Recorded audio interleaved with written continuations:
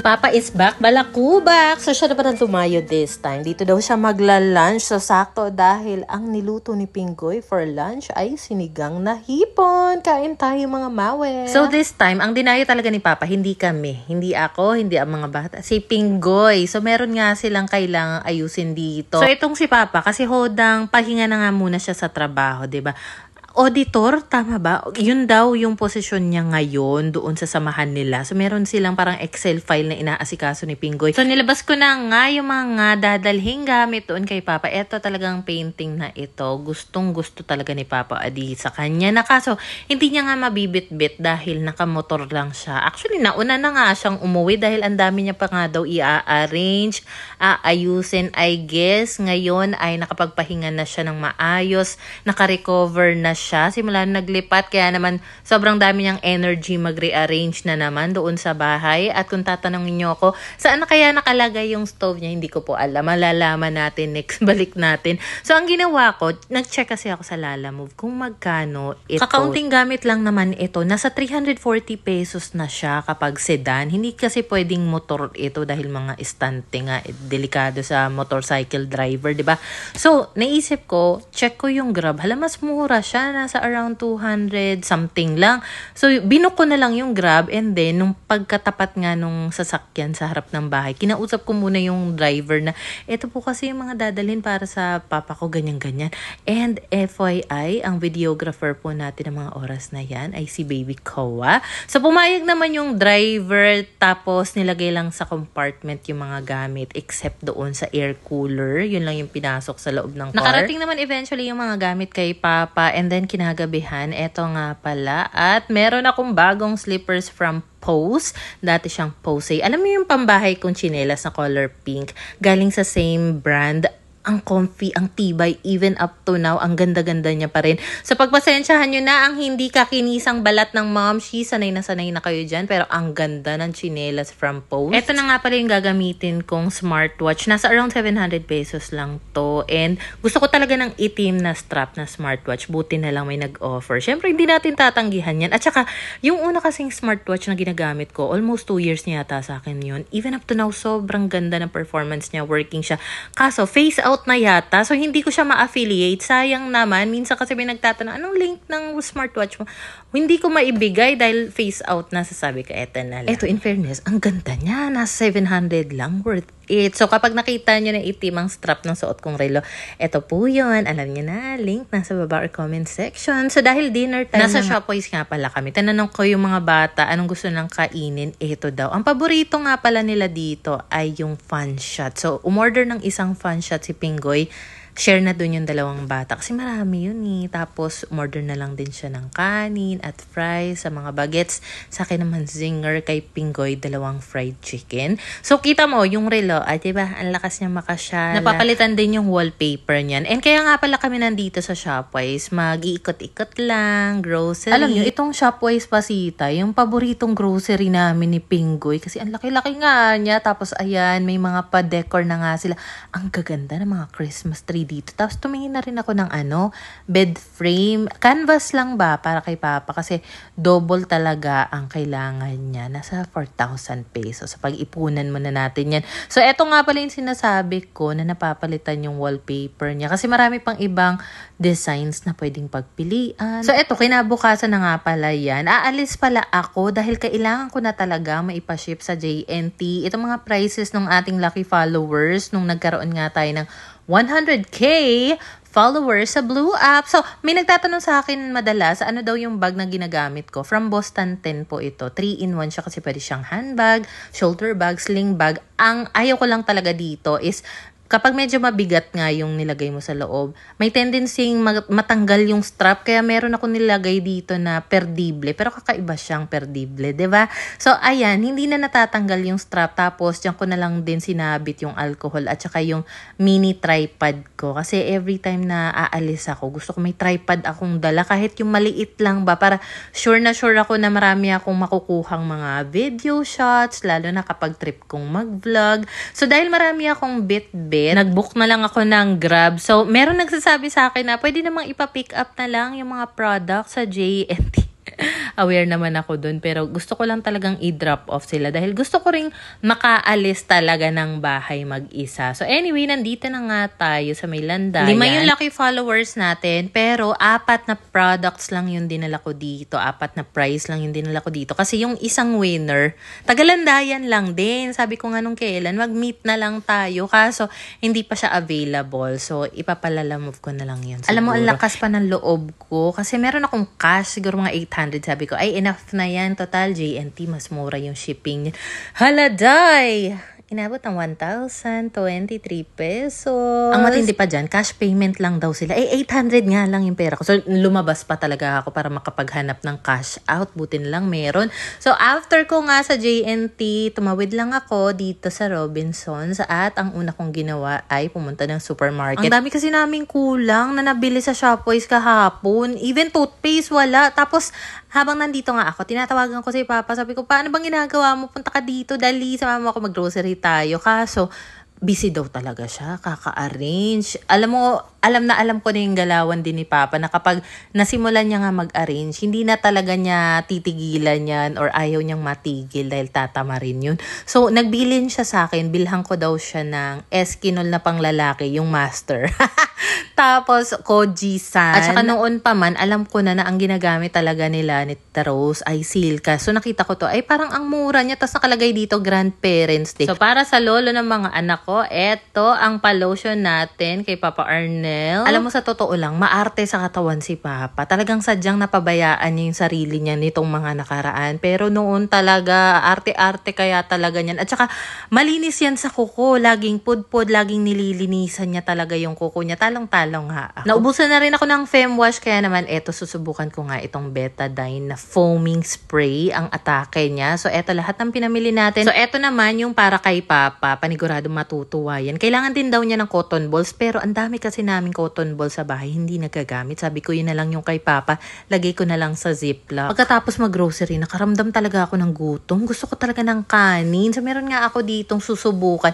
Nagustuhan ko itong area niya. Ang ganda-ganda niya. Pag ako talaga nagkaroon ng malaking bahay, gusto ko talaga ng ganyang kalaking table, chair, para kapag may mga bisita, nasa isang kainan lang kayo, salo-salo. So, eto nga palang kinainan ko. More on mga ramen talaga siya. Tapos sabi ko, hindi talaga ako mahilig sa ramen. Meron ba kayong kanin dyan? So, pinakita niya nga sa akin yung mga rice meals nila. Meron din silang rice topper, gaya na lang nito. Gyudon yata itong na-order ko. Tapos, itong nasa maliit na bowl, hindi ko alam kung sabaw ba siya o pang ano. Pero, ang sarap niya. Tapos, nagko-compliment talaga siya dito sa kinakain ko. Maliit lang yung serving niya. Pero, in fairness, nakakabusog naman. Masarap. 10 out of 10. Charot. Meron pala akong sinusubukan dito na wireless earphone. Bagong-bago siya. Tinitesting ko talaga siya. Kasi kailangan din to ni Papa. So, eventually, ibibigay ko to kay Papa. Kasi, pinag-aaralan na rin daw niya kung paano gumamit ng Waze para naman kapag aalis-alis siya, hindi na kailangan magtanong-tanong pa. Kasi, hindi talaga mateki si Papa. Pero, willing talaga siyang matuto. So, ayun na nga. Sabi niya, magagamit niya to kapag nag-Waze siya habang nakamotor.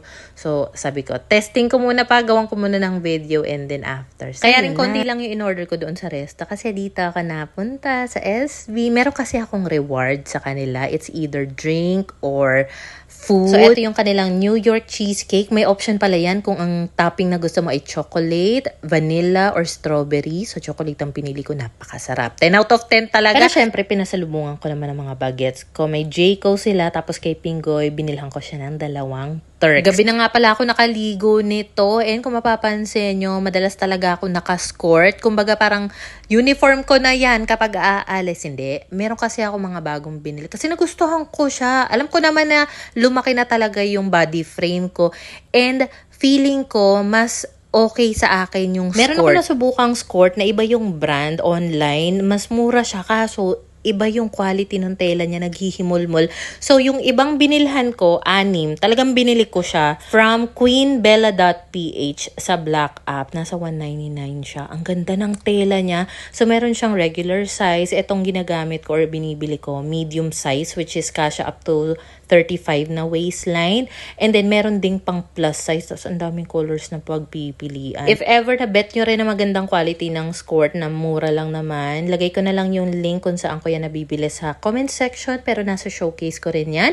So, dito nga pala sa bagong cabinet namin, dito ko nilagay yung mga garment steamer at saka ilang pang ayos ng buhok.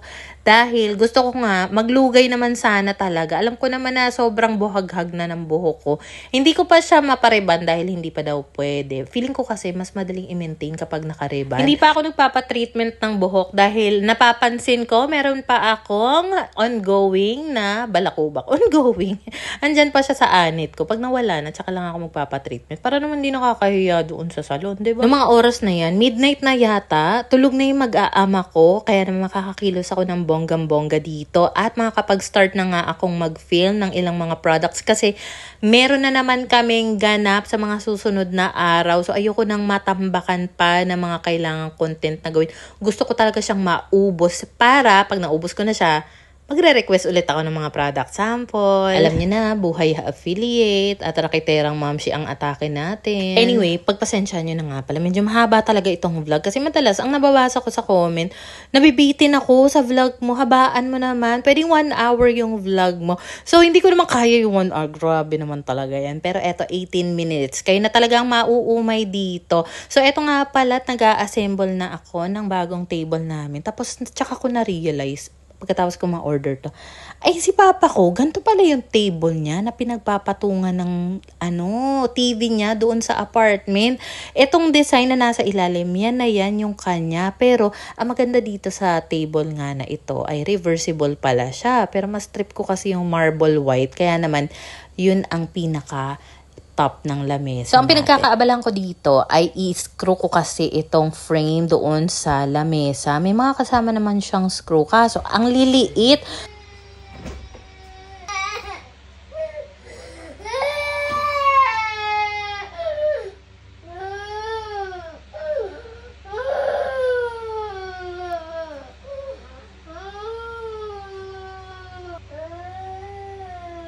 Kapag natutulog sa gabi si Kowa, may times din talaga na bigla na lang yang iiyak, gusto magpakarga sa mami, and then eventually naman nakakabalik siya ng tulog. Pero that time, hindi na nga nakabalik ng tulog. Ang ending, nagising din ang ate niya. So, ayun, gising silang dalawa, nandun sila sa kwarto. Maliban din kasi dito sa lamesa na inaasikaso ko, ang dami ko pang products na kailangan magawa ng content within today. Pero sa totoo lang, nai-enjoy ko talaga tong ginagawa ko. Totoo naman, nakakapagod siya. Pero kapag naipahinga mo naman yan, okay naman na yan after. So, naisip ko, ay maganda siguro kapag nag-film ako dito sa pwesto na ito para aesthetic ang atake niya, no?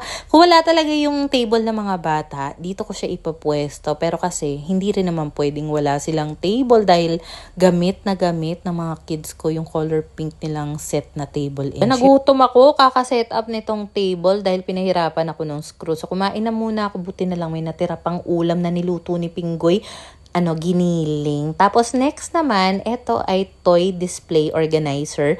Kung alam nyo yung itsura ng lagay ng stuffed toys ng mga anak ko sa kwarto, ganito rin yun. Pero kakaiba to dahil de-zipper na siya. So mas madaling kumuha ng toys na nasa loob.